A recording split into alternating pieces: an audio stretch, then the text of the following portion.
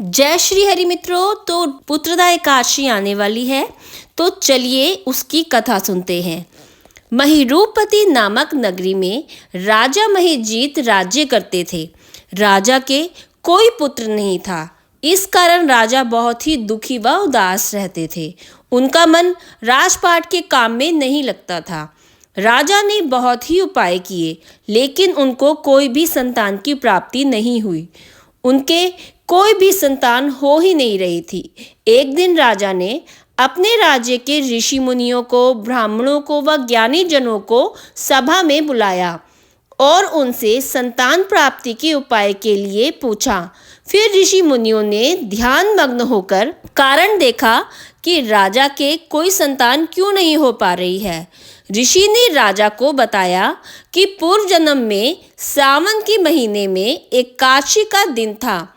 एक गाय आपके तालाब में पानी पीने आई थी और आपने उसे पानी नहीं पीने दिया, जिसकी वजह से उस गाय ने आपको श्राप दे दिया कि आपके कोई संतान ना हो। ऋषि मुनि से फिर राजा ने पूछा कि अब ऋषि मुनि मैं क्या करूं, अब इसका क्या उपाय है। तो ऋषिवर ने बताया कि आपको आपकी पत्नी के साथ पुत्रदा एकादशी का व्रत रखना चाहिए।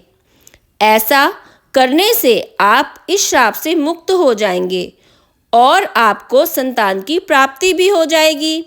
यह सब बात राजा ने जाकर अपनी पत्नी को बताई। फिर दोनों राजा रानी ने मिलकर पुत्रदा एकादशी का व्रत विधि विधान से किया। पुत्रदा एकादशी का व्रत रखने से श्राप का असर कम हो गया और फिर रानी गर्भवती हुई और उसने एक बहुत ही सुंदर पुत्र को जन्म दिया।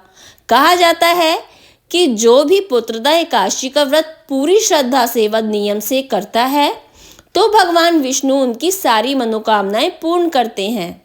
इस व्रत को करने से राजा को उसके राज्य का उत्तराधिकारी संतान के रूप में प्राप्त हो गया। इस व्रत की महिमा अपार है। यह व्रत सभी महिलाओं को अपने सुयोग्य संतान प्राप्ति व संतान प्राप्ति के सुख के लिए एकादशी का व्रत, पुत्रदा एकादशी का व्रत अवश्य करना चाहिए। यह व्रत संतान प्राप्ति के लिए तो होता ही है, साथ में सुख समृद्धि भी देता है। पुत्रदा एकादशी का व्रत पौष मास के शुक्ल पक्ष की एकादशी तिथि के दिन शुरू होगा। 9 जनवरी 2025 को दोपहर 12:22 पर होगा। इस तिथि का समापन जो होगा वो 10 जनवरी को रात को 10:19 पर होगा। पुत्रदा एकादशी का व्रत 10 जनवरी को ही रखा जाएगा।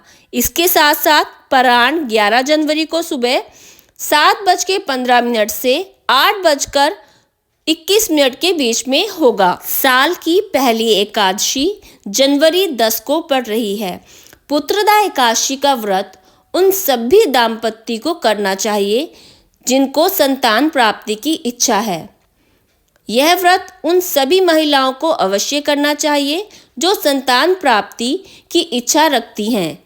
यह व्रत संतान सुख की प्राप्ति के साथ साथ जीवन में सुख और समृद्धि के लिए भी किया जाता है। पुत्रदा एकादशी हमारे जीवन में बहुत ही विशेष महत्व रखती है।